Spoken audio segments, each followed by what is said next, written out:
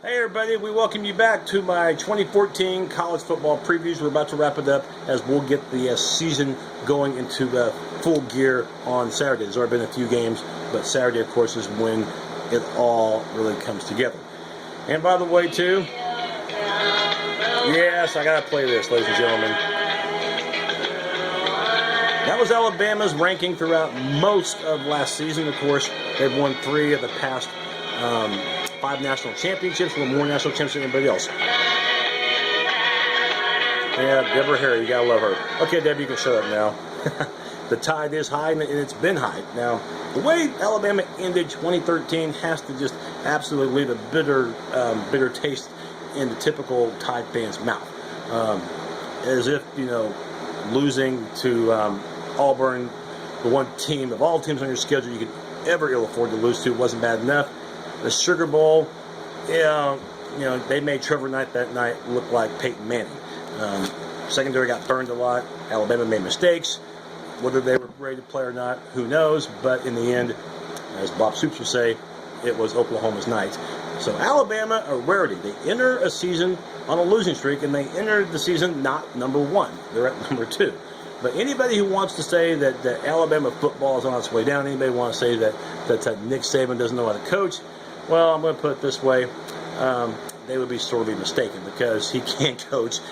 Matter of fact, he's the best coach in college football. 4 national championships, 3 with the Crimson Tide, and 2 of the past 3 years they've been number 1, and they have enough talent to again get there. Talking about the running game, it is the best, and that's a big reason why they're going to be favored to win the SEC. TJ Yeldon, All-American running back, enough said. I think even though Yeldon's an All-American, I think Derrick Henry is even better.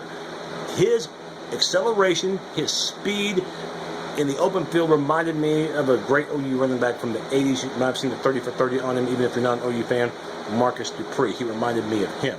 And, of course, Dupree dazzled just like Henry did last year as a freshman. And so you have an amazing 1-2 punch, and 2 guys are going to get a bunch of carries. You have the ever-talented Amari Cooper. We'll see how he ends his career. At one point, an All-American wide receiver. He'll be your leading guy coming back. And also you had DeAndre White, another starter from a year ago. So the receivers are covered, running backs are covered, and even better news for the Tide, you have Christian Jones, your multi-dimensional player. He can do a lot of things. So who's going to hand the ball off to these guys? Who's going to throw to the receivers? Lose A.J. McCarron, a decorated quarterback, a guy who won multiple national championships, has a pretty significant other, as she was shown so many times on television. But now that's gone, and you have to decide, and good news for Alabama, they play enough games in the early going to where they have time to play both Blake Sims and Jacob Coker. Sims is going to get the start against West Virginia, but I would expect both to get quality playing time, in that game, and probably the next week, too, when they play Florida Atlantic, which should be an absolute laugher, as should the West Virginia game. Bama's favored by over 4 touchdowns to beat the Mountaineers out of the Big 12. Offensive line, you do lose some talent, but you do return 3 guys, okay? Ryan Kelly at center, and you return the left guard and also the right tackle in Austin Shepard. One thing to understand about Alabama, they are almost identical to now Florida State, and also to Ohio State under Urban Meyer, and as we've seen in recent years, Oregon. Whether it was Coach Kelly or whether it's their current coach, Mark Helfrich. It doesn't matter how many players they lose year after year, or how few players they lose year after year. And I know those are terrific coaches, but there's an old saying: great players make coaches look good or look great. Okay, great coaches are great because, large part, because of the talent. And these schools recruit 5-star players like crazy. I know 5-star players doesn't translate into instant success, but 5-star players, sometimes not only make a program better, but they go on to the NFL as 5-star players do. So what Bama does, what I'm trying to say, is no different than some of the great programs in the country. Alabama probably is better there than anybody. They get as many of those players into the game as they can. A good rotation. And they get them in not just when the game is 35-0 second quarter or 42-0 third quarter. They get them in against the first team offense if it's a Bama defense playing. They are able to have these reserves ready once their turn to start, okay? Because they're not shell shocked. they didn't just play against second teamers or against walk-ons. All right, they played against some of the best competition the SEC has to offer. It's still the best conference in college football, even though I know Florida State from the ACC won last year and snapped the SEC 7-year winning streak of national championships. SEC, they still have the best matchups, the toughest environments, and more NFL players than all the other conferences. So Bama, they returned only 4 full-time starters on defense. Doesn't matter, they had a lot of players who played too the year before. One full-time starter to talk about on defense is that of a fantastic guy in Brandon Ivory at nose guard. And you'll also have a beast up in the middle, and that is a Sean Robinson at defensive lineman. Watch out for him because he's a load. And on the ends, that'll include DJ Petway. Linebackers, boy oh boy, this was to me the heart and soul of the team. He was the best linebacker in college football, period. No question. You can't tell me anybody else is better. And that was C.J. Mosley.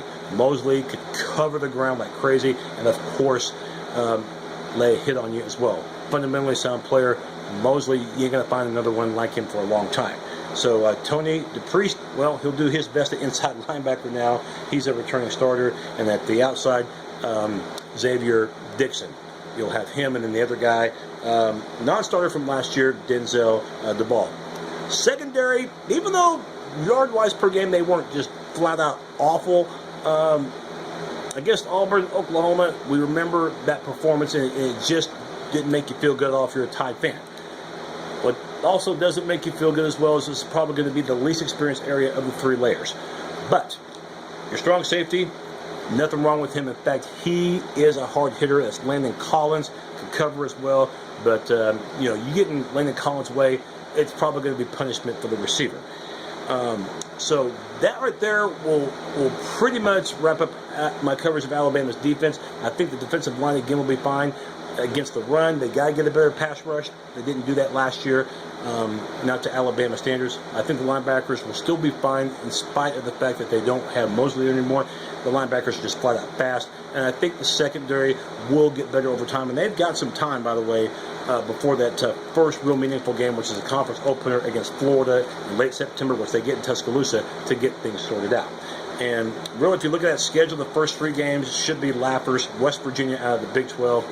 Well, that still is not going to impress Alabama because Tide are favored by more than 4 touchdowns.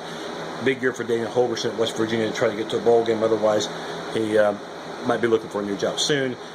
Florida Atlantic and Southern Miss aren't going to make Alabama shiver. That's September 6th and 13th, respectively. Conference openers we mentioned will be against a Florida team that has a real good defense. Offensively, a lot of questions to answer in the games at Tuscaloosa. I don't expect Bama to have much difficulty against the Gators.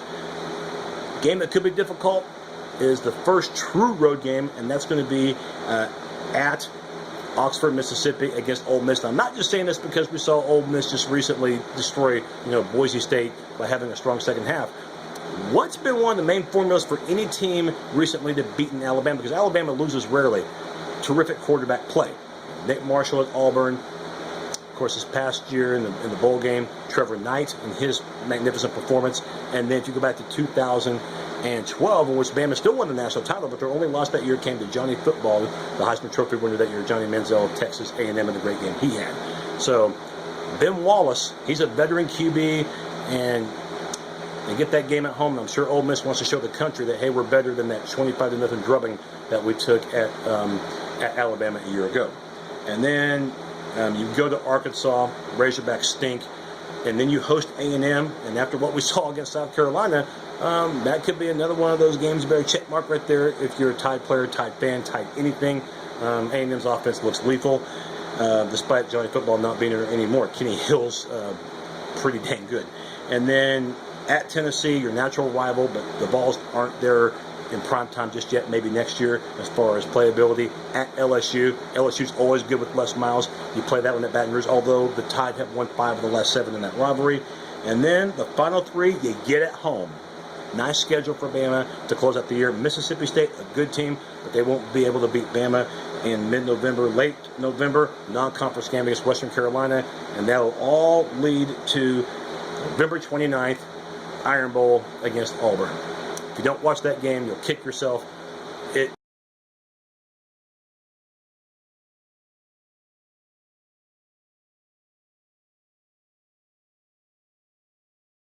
Wouldn't be a shock. We've seen them do that before. The schedule is very favorable. They get many of their tough games at home. Maybe the exception would be that game at Ole Miss early on. Worst case scenario, I can't see this team losing more than 2 ball games, 10-2. But I do think they'll get beat one time this year. I think just the lack of quarterback experience at some point has got to catch up to you. I think there's going to be one game that they lose. I still think, though, they beat Auburn at the end and get revenge, and they go to the SEC championship game. And I picked South Carolina. I'm not going to lie, to win that league as far as the East Division goes. And, well, last night they made me look like an absolute idiot, which I'm sure some people think I am already, but South Carolina might have proven it last night by sacrificing 52 against A&M. I can't change my pick now. I said Alabama was going to beat South Carolina. But regardless of South Carolina or Georgia or somebody else unforeseen, Bama, when they get to the SEC championship game, they just don't lose. And they own Atlanta. It's that simple. I've got them going 11-1, 12-1 if you count the SEC championship game. And if you're going to keep an SEC championship team out of the college football playoff, I'm sure that playoff system is going to get immediately expanded to 8 teams, or they're just going to abolish it and bring the BCS back altogether. The SEC champion's not going to get left out. It's too good of a conference unless the champion has 2 losses. That'd be the only exception. Bama, I think, doesn't lose more than once, and I think they play Oregon in the Final Four. It's going to be one heck of a game, and I think Oregon, though, with Mariota, with the more experienced quarterback, I think they get over the hump in a classic over the Tide. But again, as long as Nick Saban's there, as long as they get the terrific players, Alabama, if they don't win the national championship, they're always going to come pretty damn close. That's my look at the Tide. We'll have one more preview to go. We'll see you for that preview soon. Bye.